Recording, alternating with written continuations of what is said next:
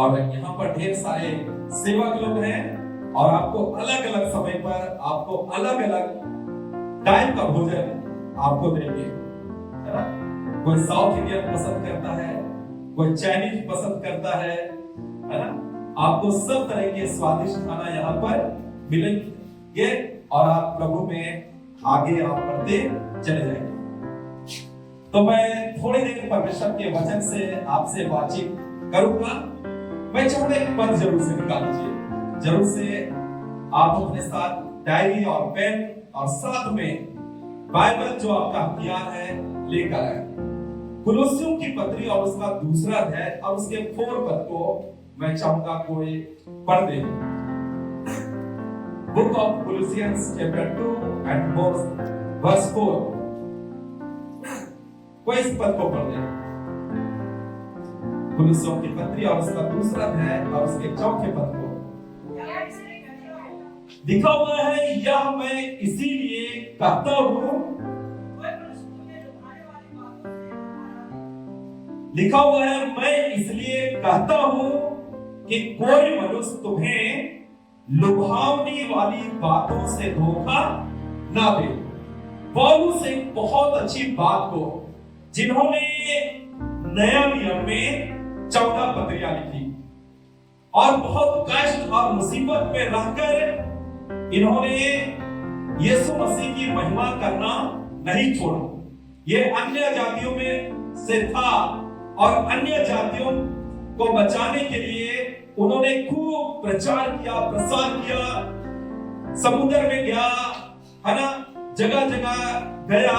और एक बहुत अच्छी बात को, जबकि इस समय वो रोम की एक जेल में है, एक बंद कोठरी में उसको रखा गया है और वहीं से वो कुलुस्सियों की कलीसिया को एक चिट्ठी लिख रहा है, पत्र लिख रहा है और कह रहा है, इसीलिए मैं तुमसे कहता हूं, क्या लिखा हुआ है, कोई मनुष्य तुम्हें लुभावने वाली बातों से धोखा ना दे। आज हम इसीलिए इस स्थान पर आए हैं, जमा हैं, ताकि कोई भी हमको भरमाने ना पाए, कोई भी मनुष्य हमको और आपको इधर उधर ना ले जाए, कोई भी मनुष्य हमको इधर उधर ना लेके जाए, लचाए नहीं, पर परमेश्वर का सेवा करता है। इसीलिए मैं ये बातें तुमसे कहता हूं कि कोई मनुष्य तुम्हें, आज जहां पर हम और आप रहते हैं, कोई बाहर से हमको लुभावने वाली बातें नहीं बताता है, पर हमारे अपने लोग ये हमको लुभावने वाली बातें बताते हैं और उनके लुभावने वाली चिकनी चुपड़ी बातों में आकर हम अपने आत्मिक जीवन को बर्बाद कर देते हैं। वो हमारा पड़ोसी हो सकता है, वो हमारा रिश्तेदार हो सकता है, वो हमारे चर्च के लोग हो सकते हैं, वो हमारे मित्र हो सकते हैं, जो लुभावने वाली बातें हमसे कहते हैं। और इसीलिए वो कहता है, कोई तुम्हें लुभावने वाली बातों से तुमको धोखा ना दे। और हम लोग अपने शहर में रहते हैं, है ना, बहुत सारे विज्ञापन को हम देखते हैं। ये बिग बाजार में, रिलायंस फ्रेश में, है ना, बहुत सारे सामान 3 दिनों के लिए क्या हो रहे हैं, बिल्कुल आधे दाम पर मिल रहे हैं, है ना। 3 दिन के लिए ये ऑफर है, 3 दिनों के बाद डिस्काउंट नहीं मिलेगा। और हम जैसे ही वो लुभावने वाली बातें सुनते हैं, पेपर में देखते हैं, मोबाइल पे मैसेज आता है, हम एक काम करते हैं, बच्चों की फीस की, पढ़ाई के पैसे, ट्यूशन के पैसे, कुछ और घर में जो खाना पीना का सामान लाना है, अब हम एक काम करते हैं, क्योंकि पता चल गया है मोबाइल आधे दाम पे मिल रहा है, टीवी बिल्कुल 40% डिस्काउंट पे मिल रहा है, किसी तरीके से अपना मुंह पति के सामने बना लेते हैं, पत्नी के सामने बना लेते हैं, बोलते हैं कि नहीं, उस पैसे को खर्च कर देते हैं, ऐसा ऑफर नहीं मिलेगा, और तुरंत हम उन लुभावने वाली बातों के चक्कर में आ जाते हैं, है ना? आ जाते हैं ना, आ जाते हैं ना। और क्या कर देते हैं, हम जाके खरीद लेते हैं। फिर दोनों पति पत्नी घर में लड़ाई झगड़ा शुरू हो जाता है कि तेरे कहने से हमने ये सामान खरीदा, तुम्ही ने ये बातें निकाली थी, तुमने ने ऐसा किया। और ये लुभावनी वाली बातों के चक्कर में हम और आप धोखा खा जाते हैं। लोन से, है ना, लोन से निकाल लेते हैं। किसी को बोलते हैं 2 दिन में दे देंगे, और करते करते करते करते 2 साल चुकाने में लग जाता है। मेरे प्रियो, मैं बताना चाहूंगा, हम प्रभु के लोग हैं, और प्रभु चाहता है टेम्पररी फायदे में, टेम्पररी लालच के चक्कर में हम ना पड़े। हम टेम्पररी लालच के चक्कर में ना पड़े। जब तक हमको जरूरी ना हो, तब तक हम इन लुभावनी वाली चीजों के पीछे ना पड़े। आज मैं आपको एग्जांपल दूंगा, ध्यान से सुनिएगा। आदम और हवा को जानते थे? सब लोग जानते हैं ना? कितने लोग जानते हैं? कितने लोग? सब लोग जानते हैं। आदम और हवा कितने अच्छे से अदन की वाटिका में रहा करते थे, कितने खुश थे वे लोग, कितने चैन से रहते थे, कितने इत्मीनान से रहते थे। जो चाहते थे वो कर सकते थे। वो तो बिल्कुल, अगर कहा जाए तो वो अदन की वाटिका एक टापू थी, एक टापू था जहां पर सिर्फ आदम और हवा रहा करते थे, जहां पर लोग रहा करते थे। वहां पर थोड़ा साउंड बढ़ा दे, मुझे साउंड चाहिए। तो जब वहां एक टापू था, अदन की वाटिका एक टापू था। और बहुत अच्छी बात है कि अदन की वाटिका को सींचने के लिए 4 नदी आया करती थी। किसी को मालूम है उस 4 नदी के बारे में? नाम बता सकते हैं कोई? किसी ने ध्यान किया है? 4 नदी आती थी अदन की वाटिका को सींचने के लिए। किसी को मालूम है? शुरू से बताइए।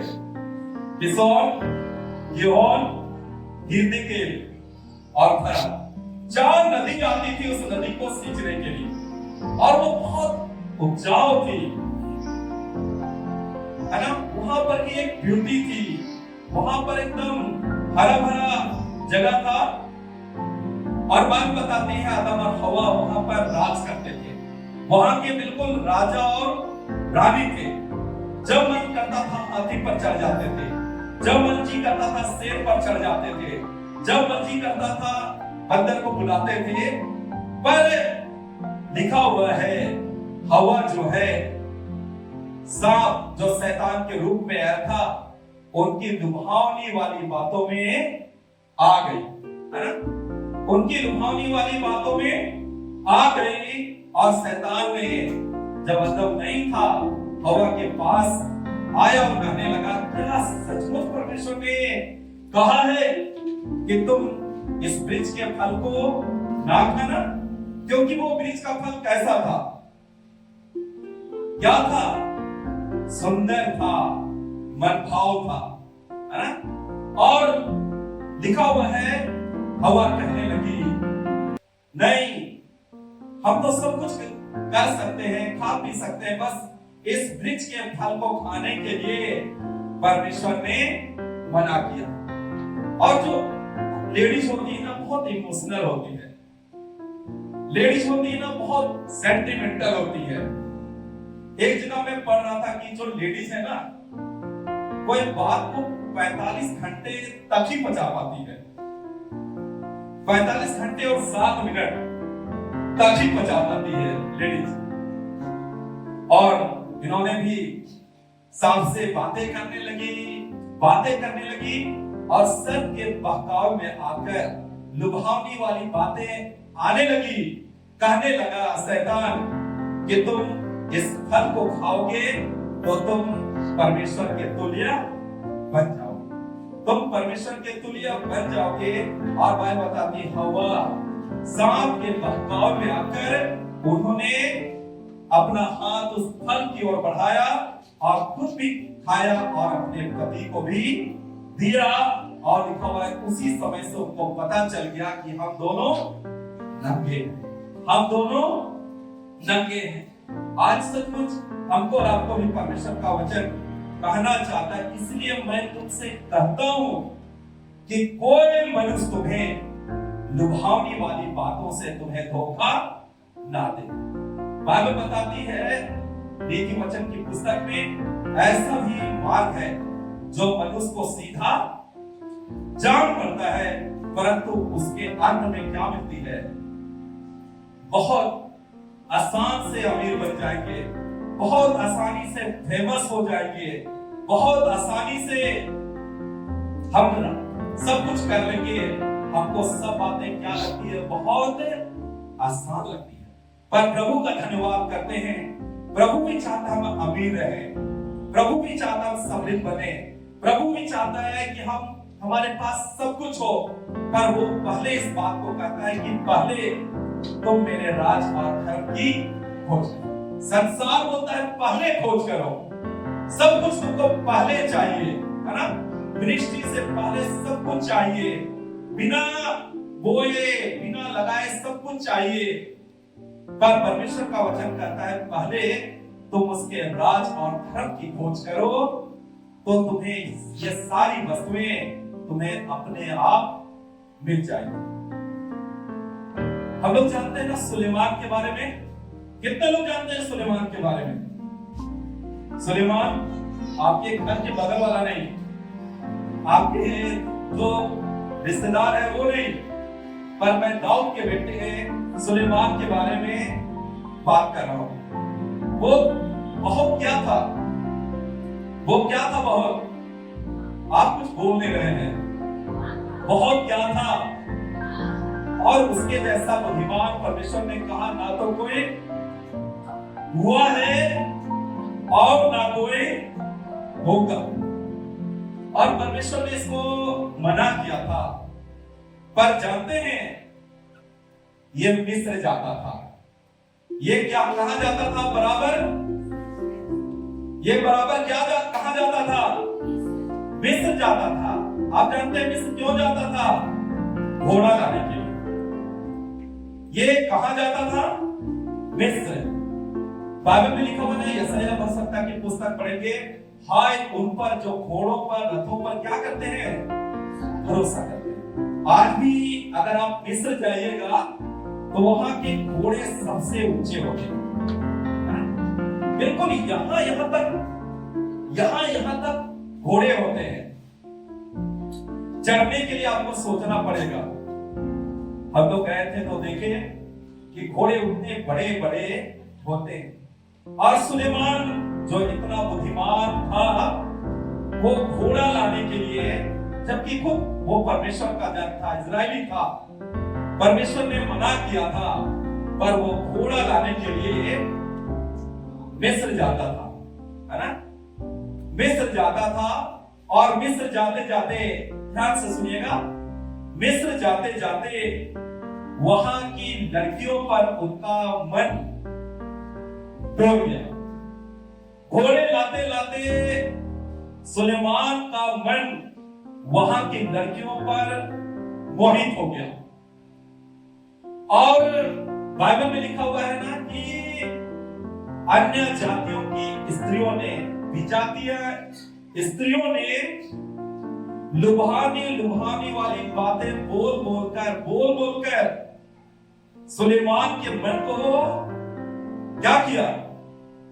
सुलेमान के मन को बहका दिया। वो तो बोल रहा है कि मैं तो घोड़े लेने जाता हूं, अपने काम से जाता हूं, है ना?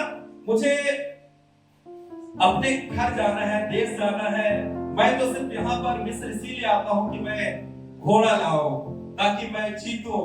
लेकिन परमेश्वर ने मना किया था और घोड़ा लाने के बहाने सुलेमान मिस्र जाते जाते वहां की लड़कियों पर आकर्षित हो गया। और आपको मालूम है ना कि वहां की विजाती स्त्रियों ने सुलेमान का मन क्या कर दिया? बहका दिया।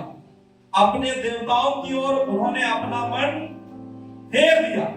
बोला तुम किस परमेश्वर की महिमा करते हो? ये शुरू में बोलता था मेरे पिता का परमेश्वर मेरा परमेश्वर है, मेरा पिता का परमेश्वर सच्चा परमेश्वर है। पर धीरे धीरे धीरे उन औरतों की भाषा वो बोलने लगा, उन देवताओं को भी महत्व देता रहा, उनके देवताओं की भी उपासना करता रहा। और बाइबल बताती है पराई स्त्रियों ने लुभावनी वाली बातें बोल बोलकर उनके मन को बहका दिया। और जानते हैं सुलेमान जो इतना बुद्धिमान व्यक्ति था, लिखा हुआ है उसका राज्य परमेश्वर ने कहा तेरा राज्य तुझसे छीन लिया जाएगा। कितने लोग चाहते हैं आपका घर छीन लिया जाए, आपकी नौकरी छीन लिया जाए, आपके बच्चे छीन लिए जाए, है ना? कोई भी हमसे नहीं चाहता, क्योंकि दिन का जोड़ के अपना पेट काट के घर बनाए हैं, गाड़ी खरीदे हैं, है ना? बच्चे पाले हैं। और कोई बोले कि हम ले लेंगे, पर परमेश्वर नाराज हो गया और कहने लगा तेरा राजपाट तुझसे छीन लिया जाएगा और तेरे किसी कर्मचारी को तेरा राज दे दिया जाएगा।